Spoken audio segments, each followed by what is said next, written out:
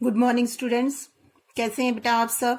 आज हम जिस विषय पर बात करने जा रहे हैं वो है हमारा पत्र लेखन।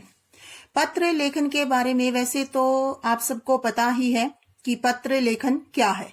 किसी व्यक्ति को हम प्रत्यक्ष रूप से संबोधित करके किसी विषय के बारे में या अपनी भावनाओं के बारे में उसको बताते हैं, ठीक है। तो पत्र लेखन जो है वो अपने आप में एक कला है।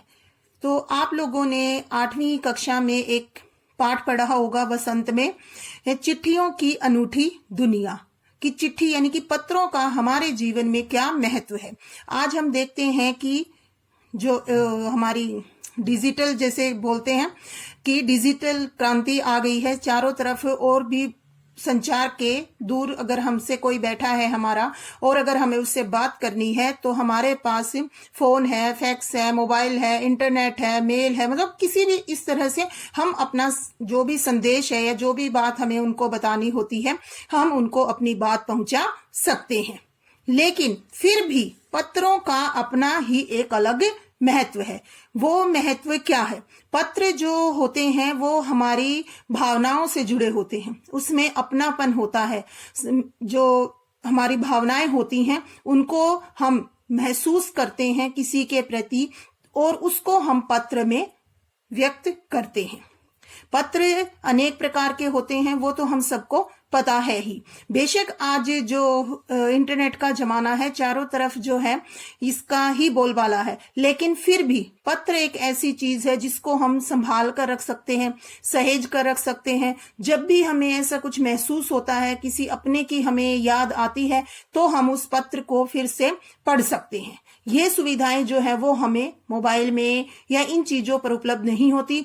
कुछ उनका एक अपना स्पेस होता है कि इतने समय के बाद हमें उनको डिलीट करना ही पड़ता है, क्योंकि फोन की जो मेमोरी है वो कभी न कभी तो खत्म हो ही जाती है। फिर हम उनको कहीं और किसी और जगह सेव करके रखना पड़ता है, मतलब इस तरह से जैसे, ठीक है।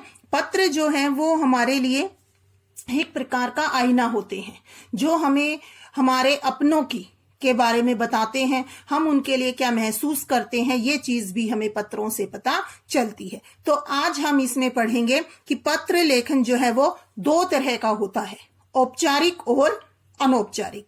तो सबसे पहले औपचारिक पत्र क्या होते हैं इसके बारे में हम जानेंगे।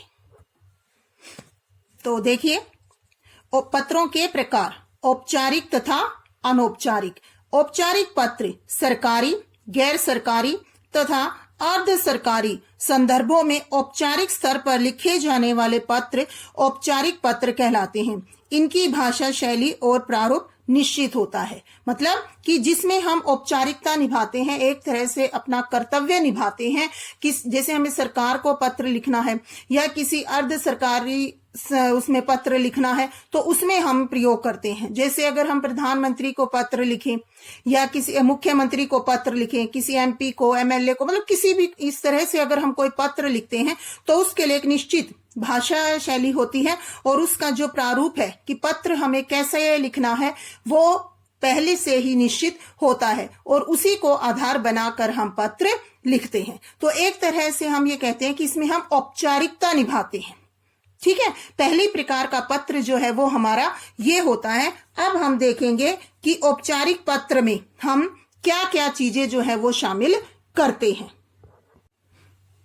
तो अब देखिए, औपचारिक पत्र तालिका, मतलब जैसे टेबल बना लेते हैं हम कि हमें किन किन चीजों का ध्यान रखना है। तो सबसे पहले पत्र का प्रकार, किस प्रकार का पत्र है, आवेदन पत्र है या कार्यालयीय पत्र है, ठीक है। आवेदन पत्र में क्या क्या है, संबंध कि हम किसे पत्र लिख रहे हैं, प्रारंभ और संबोधन कि जैसे अगर हम प्रधानाचार्य को लिख रहे हैं तो हम उन्हें किस संबोधन से पुकारेंगे, जैसे श्रीमान जी कह सकते हैं, मान्यवर बुला सकते हैं, इस तरह से। और जब हम उसका समापन करेंगे अंत में तो हम अपने लिए क्या शब्द प्रयोग करेंगे, ठीक है। जैसे आपका आज्ञाकारी शिष्य, कक्षा, विभाग, क्रमांक, ये चीजें जो है वो हम बताते हैं, ठीक है। इसी तरह से अगर हम किसी संबंधित अधिकारी को पत्र लिखते हैं तो उसमें भी इसी तरह से हम संबोधन करेंगे। और अंत में क्या होगा, आवेदन पत्र है तो प्रार्थी, विनीत, भवदीय या निवेदक, ठीक है। इसके बाद हमारा आता है कार्यालयीय पत्र कि किसको हम लिख रहे हैं, संपादक, जैसे समाचार पत्र के संपादक को लिखें, या केंद्रीय मंत्री, रेलवे अधिकारी, पोस्ट मास्टर को, अध्यक्ष को, मतलब इनमें से किसी को भी अगर हम लिखते हैं तो इसमें हम संबोधन क्या क्या लेंगे, मान्यवर, महोदय, मान्य, आदरणीय। ठीक है। इसके बाद जब हम समापन करेंगे तो हम खुद के लिए क्या प्रयोग करेंगे, भवदीय, प्रार्थी, निवेदक, विनीत। ठीक है। तो हमें यह देखना है कि पत्र किस प्रकार का है, ठीक है, और उसमें क्या बताना है, हमें क्या संबंध है, किसको लिखना है, और हमें क्या क्या उनको संबोधित करके किस किस नाम से हम उनको बुला सकते हैं, और अंत में हम अपने लिए किन शब्दों का प्रयोग करते हैं वो हमें इससे पता चलेगा। ठीक है। इसके बाद आगे देखिए,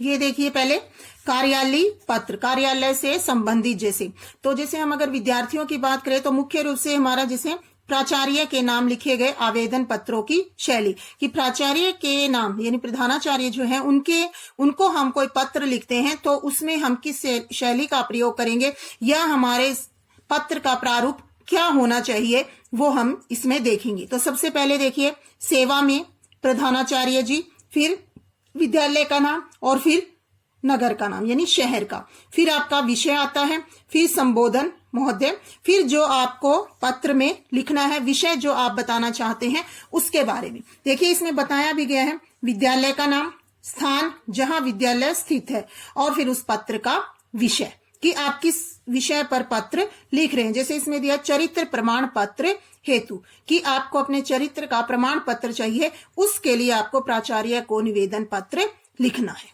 ठीक है। इसके बाद अंत में देखिए धन्यवाद, भवदीय, एबैसे, इसकी जगह आप लिखेंगे आपका आज्ञाकारी शिष्य या शिष्या, फिर आपका नाम, फिर कक्षा, फिर अनुक्रमांक, आपका रोल नंबर, फिर दिनांक। लेकिन ये ध्यान रखें कि हमें अपना जो है नाम वो नहीं लिखना होता।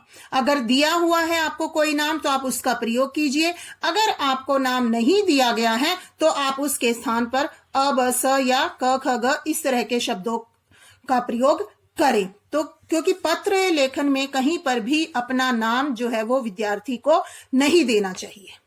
ठीक है बेटा, आगे बात समझ में। इसी तरह से अब अगर हम दूसरा देखें, हमारा ये तो हमने देख लिया कार्यालय पत्र। अगर एक उदाहरण हम ये लें कि अगर हमें समाचार पत्र के संपादक को पत्र लिखना है, या हमें थाना अध्यक्ष को पत्र लिखना है, या स्वास्थ्य अधिकारी को पत्र लिखना है, तो उसका प्रारूप क्या होना चाहिए। ठीक है। तो उसके लिए भी मैं आपको एक दिखाती हूं यहाँ पे पत्र का प्रारूप, कि इस तरह से हमें उसमें देना है। ठीक है। तो ये देखिए संपादकीय पत्र, प्रेषक का पता, दिनांक, प्रेषक जो भेजने वाला है, प्रेषित जिसको भेजा जाता है। ठीक है। तो सबसे पहले सेवा में, फिर जिसको हम पत्र लिख रहे हैं यानी कि संपादक महोदय, फिर समाचार पत्र का नाम, फिर शहर का नाम, ठीक है, मतलब जहां पर वो स्थित है, और फिर वो मुख्य स्थान जहां जिससे वो संबंधित है। जैसे बहादुर शाह जफर मार्ग नई दिल्ली में है तो बहादुर शाह जफर मार्ग, फिर नई दिल्ली, फिर विषय। इसमें भी आप ध्यान रखिए कि शहर का नाम दिया हुआ है तो ठीक है, नहीं तो फिर एबैसे, नगर, इसी तरह से आपको लिखना है। ठीक है। एक दूसरी जो छोटी सी गलती बच्चे करते हैं वो ये है कि जैसे इसमें दिया जाता है समाचार पत्र का नाम नव भारत टाइम्स, कुछ बच्चे जो है उसके पीछे समाचार पत्र लिख देते हैं। ये समाचार पत्र ही है, इसके पीछे यहां पर आपको नव भारत टाइम्स समाचार पत्र ये लिखने की आवश्यकता नहीं है। ठीक है। तो ये जो है यही प्रारूप हमारा होता है। अगर आप थाना अध्यक्ष को पत्र लिखते हैं तो उसमें भी इसी तरह से प्रारूप बनेगा। सेवा में थाना अध्यक्ष महोदय, एबैसे थाना, एबैसे नगर। ठीक है। फिर विषय आ जाएगा, और उसके बाद जो है संबोधन आ जाएगा, महोदय, और उसके बाद आपको जो भी पत्र में लिखना है वो लिखेंगे आप, जो विषय वस्तु हमारी रहेगी वो इनमें आएगी। उसके बाद धन्यवाद, फिर भवदीय, फिर हस्ताक्षर, प्रेषक, प्रेषक यानी लिखने वाला, जैसे मैंने अभी आपको बताया, प्रेषक लिखने वाला, और प्रेषित जिसको भेजा जा रहा है। ठीक है। एक जो हमारी शुरुआत होती है वो अच्छे से होनी चाहिए। जैसे अगर हम अभी इसको ले पत्र को, तो हमें समाचार पत्र के संपादक को पत्र लिखना है, तो शुरू में जो पंक्तियां होती हैं वो ऐसी होनी चाहिए कि पढ़ने वाले का ध्यान उसकी ओर आकर्षित हो। तो हम शुरू में जैसे बता सकते हैं कि इसमें जैसे समाचार पत्र की बात हो रही है, तो मैं आपके समाचार पत्र का नियमित पाठक हूं। आपके समाचार पत्र में जो ज्वलंत समस्याएं होती हैं उन पर रोशनी डाली जाती है। पाठकों के जो विचार हैं उनको भी आपके समाचार पत्र में स्थान दिया जाता है। तो इन सब चीजों से मैं काफी प्रभावित हुआ हूं और आज मैं आपके समाचार पत्र के माध्यम से एक समस्या की ओर आपका ध्यान आकर्षित करना चाहता हूं। या मतलब जो भी विषय है आपका, इस तरह से मतलब कि जितना आप उसको सुंदर शैली में लिखेंगे उतना ही सामने वाले का ध्यान जो है वो उस पर आकर्षित होगा, वो उसको पूरे मन से और लगन से पढ़ पाएंगे। ठीक है, तो ये तो था हमारा औपचारिक पत्रों का प्रारूप कि औपचारिक पत्र आए तो वो हमें कैसे लिखने हैं और उनमें हमें किन किन चीजों का ध्यान रखना है। ठीक है बेटा, आगे यहां तक समझ में। अब दूसरा जो हम करेंगे वो है हमारा अनौपचारिक पत्रों को लिखने की शैली, कि अनौपचारिक पत्रों को लिखते समय हमें किन किन बातों का ध्यान रखना चाहिए।